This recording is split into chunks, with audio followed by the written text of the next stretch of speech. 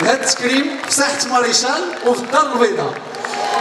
سي حمادي غادي نخليك في كلمه للجمهور، شنو تقول لنا على هذه الاجواء كامله اللي عشتوها؟ انا شفتكم قبيله كنتم مستمتعين بالفرقه وبالمايسترو وبهذا الشيء كامل.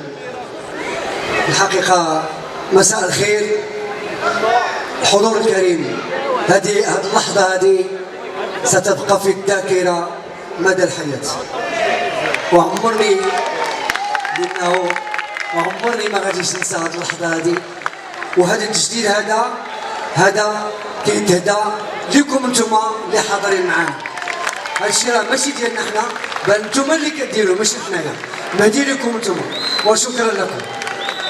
سي حمادي باش نوثقوا هذه اللحظه حاضر معنا كيف ما قلت رئيس الجهه السي عبد اللطيف معزوز اللي مشكور لانه داعم لهذه التظاهره وهذه المبادره ككل بشراكه اكيد مع وزاره الثقافه والتواصل، واللي حاضر معنا كذلك ممثل غادي نكتشفوه من بعد.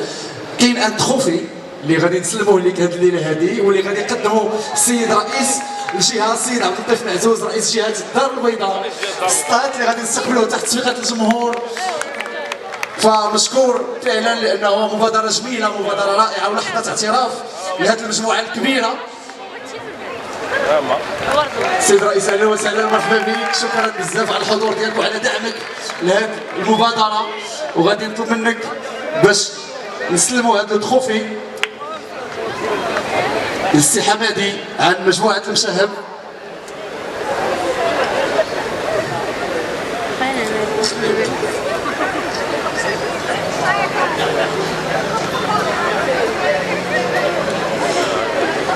ولحظه تاريخيه اللي كنعيشوها في مدينه الدار البيضاء وفي المحطه الختاميه ديال مهرجان ارواح غيوانيه. السيد رئيس الجهه تفضل لو تروفي للسي حمادي، وغادي ناخذوا اكيد صوره تذكاريه.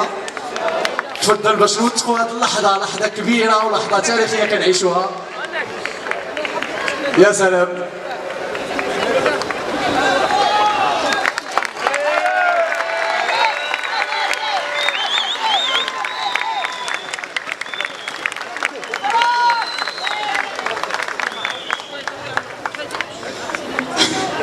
يا سلام، لحظة تاريخية، ناخذ صورة تذكارية نوثقوا هذه اللحظة هذه، لحظة اعتراف، لحظة شكر لمجموعة المشاهد.